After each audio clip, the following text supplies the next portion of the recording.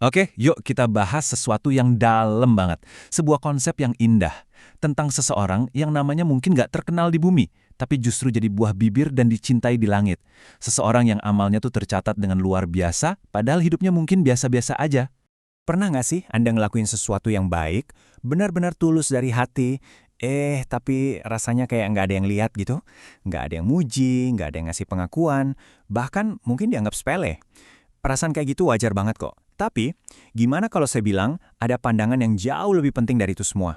Coba deh kita bandingin. Di satu sisi, ada penghargaan dari manusia. Pujian, popularitas, yang sifatnya sementara kan, gampang banget datang dan pergi. Tapi di sisi lain, ada penghargaan dari Allah, yang nilainya itu abadi, kekal. Nah, pembahasan kita kali ini bakal fokus ke gimana caranya meraih penghargaan yang kedua itu. Karena disitulah letak nilai yang sesungguhnya. Jadi, intinya tuh di sini. Di mata Tuhan, kemuliaan itu nggak diukur dari jabatan kita, harta kita, atau seberapa banyak followers kita. Sama sekali bukan. Yang dilihat itu justru apa yang ada di dalam, seberapa bersih hati kita, setulus apa niat kita, dan seberapa ikhlas kita waktu berbuat sesuatu. Terus gimana dong ciri-ciri hati yang mulia itu? Nah, ada 4 tanda utama dari hati yang sangat dikenal oleh langit, meskipun mungkin pemiliknya sendiri nggak sadar. Yuk coba kita lihat, siapa tahu salah satunya ada di dalam diri kita. Ciri yang pertama dan paling utama itu ikhlas. Ini fondasinya nih. Orang dengan hati kayak gini, dia berbuat baik itu bukan buat cari muka atau pengakuan. Dia nolong ya nolong aja, ibadah ya ibadah aja. Nggak peduli dilihat orang atau enggak, semua amalnya murni cuma buat Tuhannya. Nah, kalimat ini bener-bener ngegambarin pola pikirnya. Validasi dari manusia itu udah nggak jadi tujuan utama lagi. Kepuasan terbesarnya itu datang dari kesadaran bahwa Allah Maha Tahu segalanya. Wah, ini rasanya lega banget loh, bikin hati kita bebas dari beban pencitraan dan berharap sama orang lain. Ciri yang kedua, hatinya itu lembut. Maksudnya, hati yang gampang tersentuh lihat penderitaan orang lain, gampang merinding dengar ayat suci, dan yang paling penting, cepat ngerasa nggak enak dan pengen langsung tobat waktu berbuat salah. Nah, ini yang perlu kita ingat. Hati yang lembut itu bukan tanda cengeng atau lemah. Justru sebaliknya, ini tuh tanda kekuatan spiritual. Tanda kalau hatinya itu hidup, peka sama kebenaran, dan nyambung banget sama Sang Pencipta. Ciri ketiga adalah hatinya itu selalu balik lagi ke Allah dalam kondisi apapun. Waktu lagi senang dapat rezeki, dia bersyukur. Waktu lagi dapat cobaan berat, dia bersabar. Dan waktu hilaf berbuat dosa, dia nggak nunda-nunda buat balik lagi dan minta ampun. Ketergantungan sama Tuhan, inilah kuncinya. Dia nggak menggantungkan bahagianya sama dunia. Kesadaran kalau hidup ini cuma sementara, bikin hatinya jadi kuat, nggak gampang goyah mau lagi seneng atau susah. Dia selalu punya tempat buat pulang. Dan yang keempat, sebuah ciri yang indah banget, seneng berbuat baik diam-diam.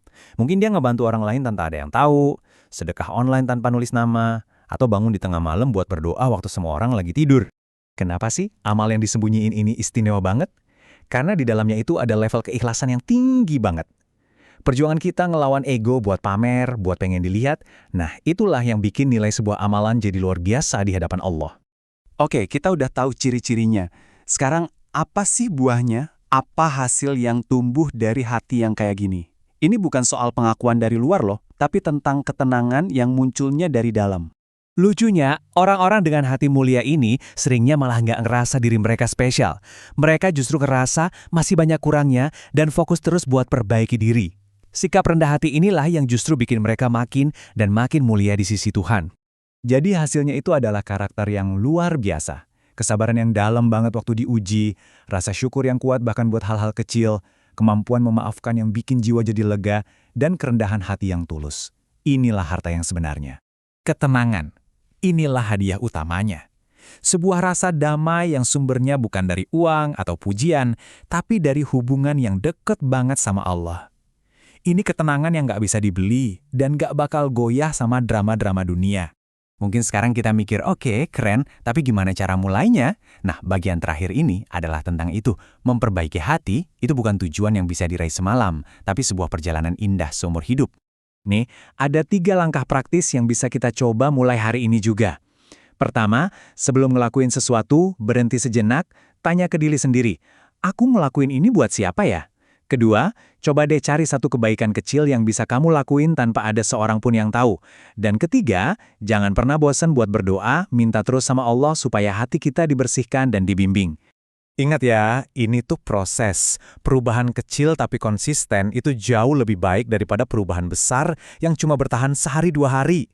Setiap usaha kecil kita untuk jadi lebih baik, sekecil apapun itu, nilainya gede banget di sisi Allah. Sebagai penutup, saya mau ninggalin satu pertanyaan buat kita renungin bareng-bareng. Di tengah dunia yang serba pamer ini, yang seolah-olah menuntut kita buat tampil dan diakui, pada akhirnya pandangan siapa sih yang benar-benar kita butuhkan dan kita cari?